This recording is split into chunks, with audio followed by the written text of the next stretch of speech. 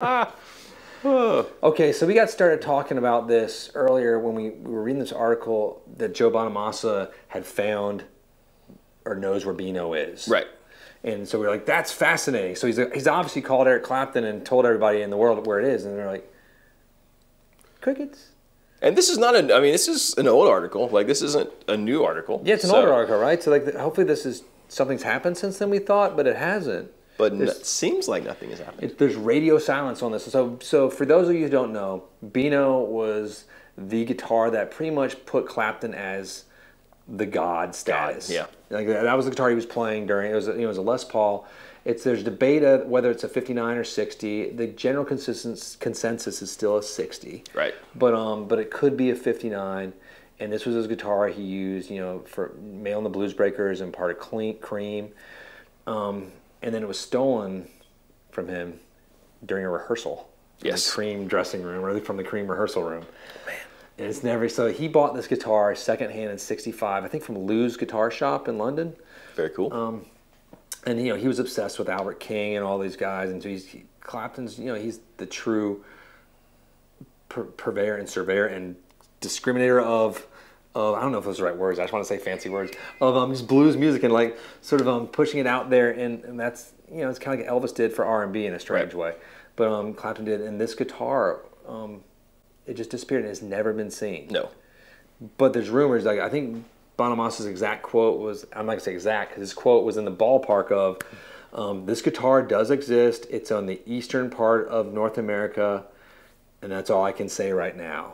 Very vague and mysterious. Yes. So at first we're like, well, let's explore that a little bit. Yeah. And let's go down the road of like a few other guitars, of some famous guitars and just sort of fun guitar stories of some happy endings and some sad endings, from Jimmy Page to that strange guy that uses that plastic thing in his mouth. Good old Peter Frampton. I know, I was obsessed with that Frampton Comes Alive record as a kid. Oh my God. Like when all my friends in school were going out and smoking pot at parties, I was sitting on my parents' pool table playing Frampton Comes Alive, copying note for note. And that provided... Hopefully smoking pot, too. I didn't smoke any pot. It provided a sexless life from my high school experience. Yes! And I got to spend a lot of time with my parents and play Peter Frampton, who no one in high school knew who Peter Frampton was. Wait a minute. This is like, I was in high school and like Guns N' Roses and was sort of popular. Use Your Illusion, I think, was the thing. And anyway, but back to the Beano thing. So when we saw Joe talking about that too, we're like, well, one, he just sort of was maybe saying it, just to kind of like be like sort of like get in the conversation and be cool, and then maybe he said it and he's like, oh God, whoops, I have to retract this because I could get in trouble with my relationships I have with these. I imagine buyers. He's got relationships in that like little small, I picture it like the guitar Illuminati, like all these like powerful people trading like all these crazy guitars that we don't even know are still out there, but that's probably not true. God, that'd be so cool. Wouldn't it be cool? I mean, maybe one day we'll know. And it'd be the whole like videos of them like it's slow motion. They're walking. There's like Russians and tigers and snakes, and Mike Tyson's there, and they're just carrying the Beano Les Paul around. Yeah. Shirtless. But no, that's a pretty amazing guitar in history. And and it's funny because Joe Bonamassa and like Clapton, I think they're all friends, obviously. So we're just like obviously pointing a little fun here. But even like the articles from Reverb to like the Times and everything, it's like, hey Joe, if you know anything, call your friend. Well, and that's really the question we were talking about, right? Like at what point, if you were in that situation, where does your responsibility lie? Like obviously, if you're the one who stole the guitar, you sell it. I would pretty confidently say that's wrong. But what if you buy the guitar, you realize it belonged to some famous person, like it's Clapton's Les Paul? What do you do? Okay, what's your responsibility? I think there's a couple qualities in that. Yes. So if you buy the guitar knowing it was a stolen guitar, I think you are party to that crime in certain respects. I would agree with that. And I don't think the guitar should be taken from you, but I think any human, if you bought like the guitar and you find out it's Clapton's guitar, you need to contact Clapton's estate somehow. Right. I would like to say we would help you do that, but I don't have Clapton on speed dial. But I could get it, Mr. Clapton. But I do have a direct route to get to him. If anybody does have this guitar out there, I can get you connected with Clapton. That's pretty neat that we can do that. Isn't that weird? It is kind of weird. It's I just realized that as we were talking right now. I was like, oh my God. I guess wow. I guess we can. We do. It's so there you go. Folks, though, it's mysterious. We're part of the Illuminati. You're gonna have to shave that. I knew I was gonna make it one day. No, but if you bought the guitar not knowing the pedigree and like the heritage of that guitar, and like, hey, you bought this old 60 guitar and it turns out it's Clapton's guitar, I think that is fair game, is your guitar. You should be able to sell that as Clapton's guitar in the fair market, or you should be able to, I would contact Clapton's estate and see if he would like first right of refusal. Right. He would obviously buy it back at an amazing price, and just because it wouldn't mean as much to him price-wise, but the guitar would probably mean something to him. Right, because you think at the time that got stolen, there was no like vintage market per se. Zero vintage market. Right, so someone probably sold it to like a pawn shop for drug money or something, you know, or who knows. Yes. But yeah, I mean, I bet that guitar has bounced around. And it might have had like, it might have had a refin, it might have had electronics swapped out. Oh, the horrors. I mean, it might even be tricky to really absolutely say this is the guitar. When Clapton said he wouldn't be able to recognize it. Yeah, he said he's 50 years out. But he did say he's not found one since that had that magic. Wow. Those were quotes from him. Dang. And that's hard because it's also the magic of when he was in his 20s. And like you remember that. I remember being in my 20s. It was way too long ago now. And I was playing a Les Paul, a 78 Les Paul Deluxe with the mini humbuckers through an Evil Twin Fender. And it was that was my tone. It was people were like, how do you get that tone? They'd see my amp, like, oh, the red knobs, baby. And it weighs as much as it looks. I'm like, what does that mean? But that was my tone in the early 2000s. Help me. So what about? Let's talk about the Frampton. Okay. Les Paul. That's a cool story. That is a cool story. Do you know the Frampton Les Paul story pretty well? I've got it pretty. You want to take the lead on this one? So basically, he was playing in Venezuela. Is that where he was? Well, let's go back even further. Like he was playing a show. I think it was in 1970, around there. He was playing with Humble Pie, his band, and he was playing. He was playing like a 335s, 355s, and sort of like switched to hollow-buys. And he was having a terrible, sort of a bad show, feeding back. He couldn't get through any of the show. And then one of the guys after the show, like from the audience, I believe, was like, "Hey, I've got this Les Paul that I've modded out with some electronics, and it's a 54." Right. And he's like, "Do you want to use it?" And so Clapton used it in that next show. Frampton used it. Same thing. I was calling Bono the Edge the other day in the video too. I still remember. We're not even drinking yet. But anyway, not yet. Who are we talking about? Frampton. Frampton. So I'm still in Clapton. I just miss Clapton right now. I want to go play some Clapton licks and have Sean learn Clapton. He needs to learn Clapton. He should. Anyway, so Frampton played that show and he's sitting there. Some of his quotes were like, "My feet were dancing off the stage. Like it was so like I levitated." Yeah, it levitated. That was it. That's what he said. And it's on the cover of his Frampton Comes Alive record. It's like it's a pretty amazing piece, and it's like gloss black. Yep. It's not gloss black anymore, but we'll get to that. Go, Jonathan. So basically, he's playing a show in South America. Plane crash happens. He thinks the guitar is gone and destroyed. And I remember that part. It's tragic too because the pilot. This was the pilot dies, and so the co-pilot. And so he's with the family of this. They lost their gear.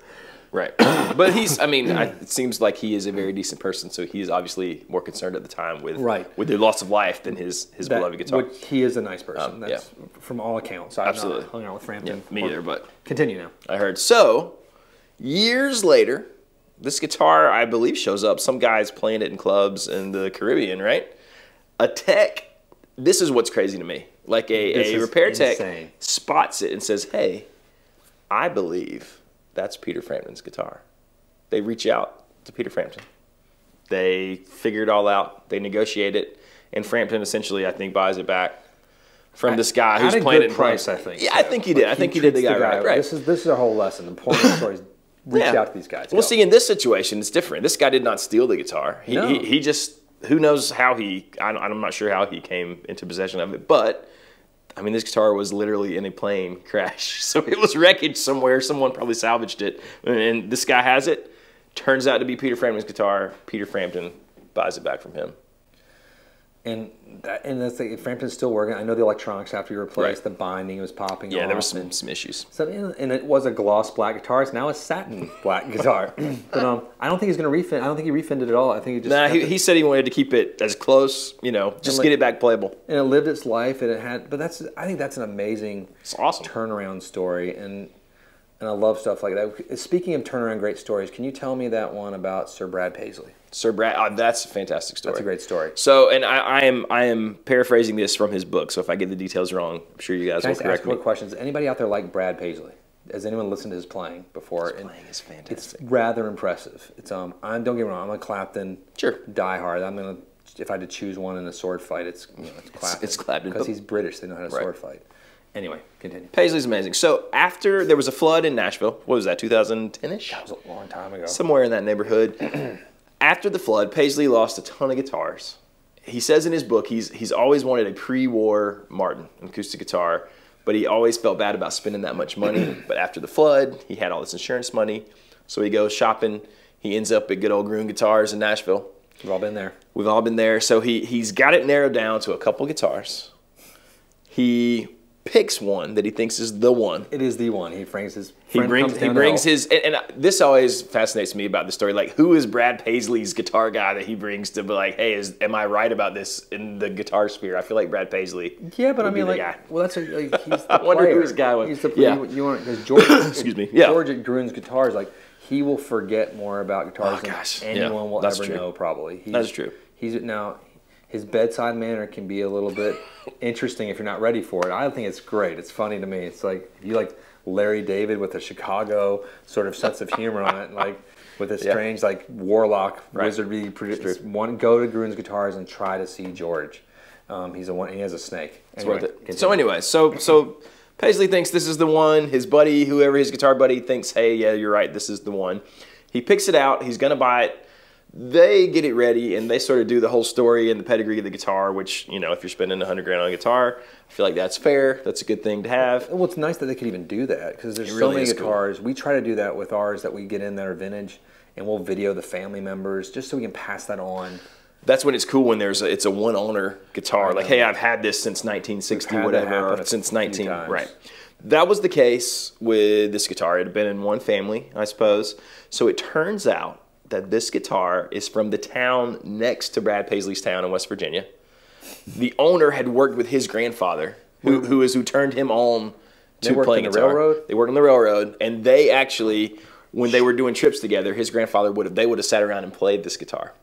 That's amazing. So Brad Paisley's grandfather played this guitar. Yes. And Brad Paisley just paid $100,000 for this guitar. That was probably $400. Right. And if I'm not mistaken, he did a lot of things with the family, invited him out to some shows, and there's a cool relationship there now. But I mean, how cool is that? Because the family sent it to Gruen's because they, obviously their grandfather really treasured the guitar. They wanted to make sure it got in someone, worthy hands. I think that's amazing. I think that's super amazing. That's a really cool story. And that's sort of like a note to if you do come across some of these pieces you think might be a famous person's or just like a guitar of note and notoriety with a pedigree, like don't be afraid to reach out and hoard it. Like you'll probably get paid a lot of money for it, but also it's just doing the right thing. It's good vibes out there in the universe. Good karma. I'm gonna take it even hippier. Karma. It's important, like, because like the sort of the line that runs through is like, if you can help connect these great players with these great instruments again. It's happened with Jimmy Page and some of his. The one that we're still fascinated by is like the Jimi Hendrix Rosewood Strat. Like that just, they built the Rosewood Strat for Jimmy and a Rosewood Telly for George Harrison of the Beatles, and George was able to receive his, but Jimi Hendrix unfortunately died before he could receive it, and the Strat disappeared. And it's still not been found to this day. That's sort of crazy to me, that in this age there are guitars that are just... There's still guitars that even the Les Paul. That's why like Gibson just had that thing, like 2 months ago, where they're really trying to find the ledger to their Les Pauls back from the '50s, handwritten ledger, because they want to find every guitar that's out there. They don't know. There's bursts out there in that $200,000 to $800,000 range that are just you don't even know you have it maybe, which is amazing. And it's neat. And like we were talking with some other folks, that guitars are one of those rare things that when it is owned by such a famous character, personality, amazing player, it increases the value astronomically. It doesn't do the same with like a Stradivarius. No. It doesn't matter because those are already worth more than these guitars can ever be worth. Right. Because they were made like, at a certain time in history, and they're only made that once. There was no mass production. Right. And the whole mystery of like, why are they so good? Well, the wood had a flash freeze at this certain time in this century, and it was harvested at this right point, so it's so dense and so resonant. Bam, Stradivarius. There you go. And they weren't made in a factory like we have factories today. A little different. Yeah. And there's no rock star violin players back then.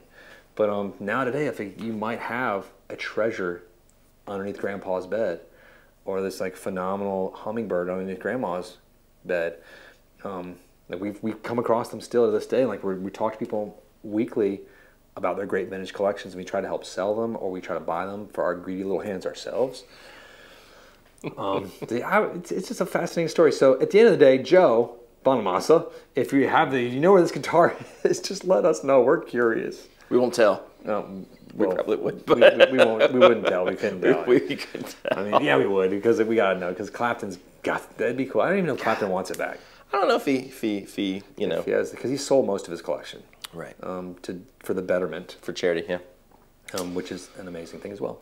So there you go. Anything else? I think that's about it. I think that's all we're going to cover. Interesting subject. Let us know if you guys know of any super cool stories like this, or have experienced anything with famous guitars. Let us know in the comments. We'd love to hear about it.